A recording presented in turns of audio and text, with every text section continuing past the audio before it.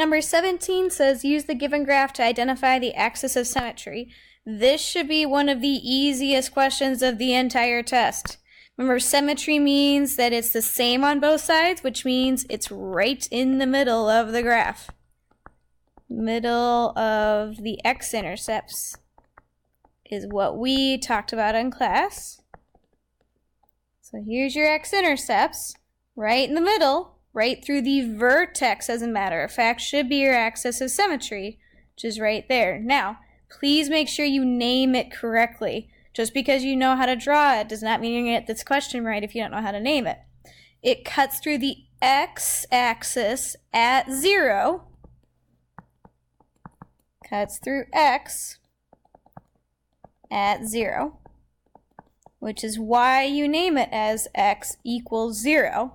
You should never ever have an axis of symmetry that is y equals 0 for our parabolas. That's never going to happen because otherwise it would go this way.